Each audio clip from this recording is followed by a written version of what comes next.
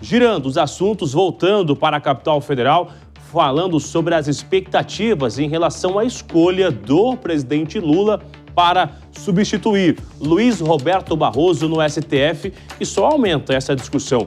Lula, a expectativa é de indicar um nome para a corte, ou seja, mais um nome além do nome de fato de Luiz Roberto Barroso. O Igor Damasceno é quem chega com as informações e os bastidores dessa disputa que envolve o Supremo e o Congresso também. Igor, é isso?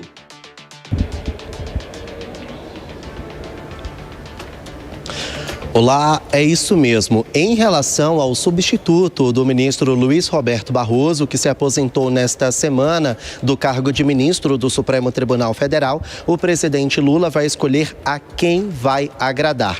Isso porque integrantes do Partido dos Trabalhadores têm preferência pelo nome do ministro Jorge Messias, atual advogado-geral da União. Se o presidente Lula aceitar essa indicação do PT, então ele pode acabar gerando alguma rusga com aliados políticos dentro do Congresso Nacional, que querem uma preferência pelo ex-presidente do Senado, Rodrigo Pacheco. A avaliação aqui no governo federal é que uma eventual indicação de Jorge Messias pode enfrentar dificuldades quando o assunto for votado lá no plenário do Senado Federal. E a indicação para Rodrigo Pacheco pode ser mais fácil de ser aprovada no plenário. Lula ainda também tem sido fortemente pressionado para indicar uma mulher, principalmente Daniela Teixeira, ministra do Superior Tribunal de Justiça. Até a cantora Anitta enviou uma carta ao presidente Lula pedindo para que o substituto de Barroso seja de fato uma mulher.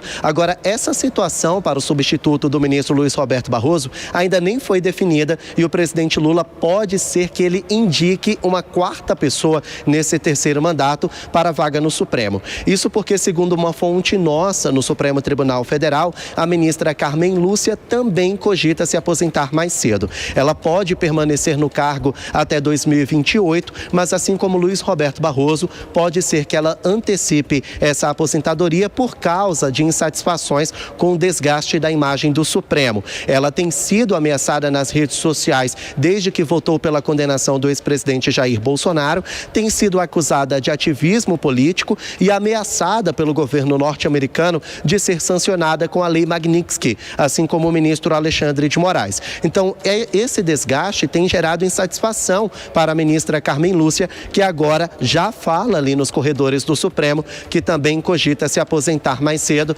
assim como o ministro Luiz Roberto Barroso. Se de fato isso acontecer, então o presidente Lula teria mais uma vez um trabalho para saber quem seria essa pessoa que ocuparia a vaga de Carmen Lúcia. Por enquanto, tudo está nos bastidores e, claro, a gente vai seguir acompanhando. Voltamos ao estúdio. Vamos às análises, então, dos nossos comentaristas. Informação importante, Mano Ferreira, sobre uma eventual saída, então, da ministra Carmen Lúcia. Seria a segunda indicação de Lula já neste ano de 2025 e seria realmente só por conta das ações recentes do governo americano ou seria uma espécie de uma reforma realmente no Supremo, Mano?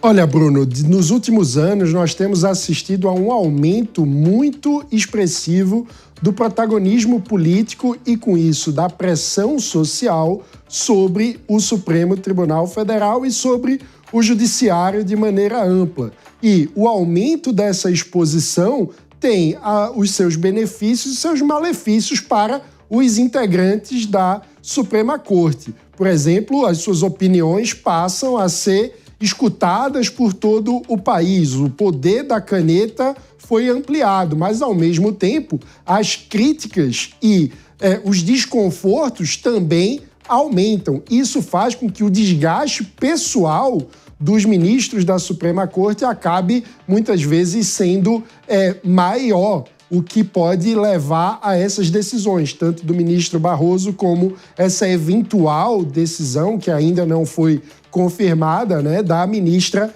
Carmen Lúcia. De fato, o que a gente precisa, de um ponto de vista institucional, é conseguir colocar o Supremo Tribunal Federal de volta num lugar mais resguardado, que seja visto como um árbitro imparcial, técnico, que seja menos contaminado pela disputa política. E isso também passa pelas indicações dos novos ministros, que no lugar de terem credenciais de relacionamento político, deveriam atender aos requisitos que são colocados desde a Constituição, ou seja, o notório saber jurídico. E, infelizmente, isso está muito longe de estar pautando efetivamente todo o debate e as especulações atuais. Afinal de contas, ninguém conhece qual é a tese inovadora do Jorge Messias ou do Rodrigo Pacheco, de um ponto de vista da comunidade jurídica. Quais são as obras de referência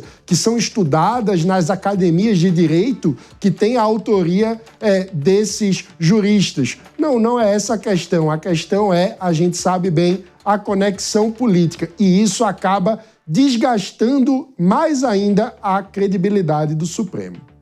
Gesualdo, será que num futuro a gente poderia imaginar um STF que não tivesse indicações, como o Mano falou, políticas? Será que para reconstruir essa imagem do STF teria realmente que ter uma isenção, teria que ter uma situação diferente a partir de agora? Como é que você imagina um futuro mais próspero e que o brasileiro volte a confiar no STF? Americano, e convenhamos, o modelo americano é pior, inclusive, do que o nosso, porque aqui no Brasil, pelo menos, o ministro do Supremo Tribunal Federal tem a sua aposentadoria expulsória, como a gente fala, né, a compulsória, aos 75 anos. Os Estados Unidos nem isso, os Estados Unidos é vitalício mesmo. Até 4 anos atrás, nós tínhamos ministros, lá eles chamam de juízes da Corte Americana nomeados pelo Carter, de 79. Na França, o modelo também de escolha de juízes da Suprema Corte é horroroso. O modelo, portanto, é padronizado no mundo. Tem um viés político dentro daquele sistema que a gente chama de freios e contrapesos. É uma forma do executivo interferir no judiciário e também do legislativo, na medida em que passa pelo crivo do próprio legislativo. Nós falávamos aqui na Jovem Pan bem pouco tempo atrás que um ministro do Supremo Tribunal Federal deve ter por requisito notório saber jurídico e ilibada reputação, além de ter 35 a 65 anos. Só esqueceram de contar que tem que ser de confiança expressa do presidente da República. E vamos lembrar, no passado não muito distante, tivemos ministros do Supremo Tribunal Federal, como Nelson Jobim, como Maurício Correia, que nada tinham de grande cabedal jurídico, mas que eram indicações eminentemente políticas. Portanto, não é de agora.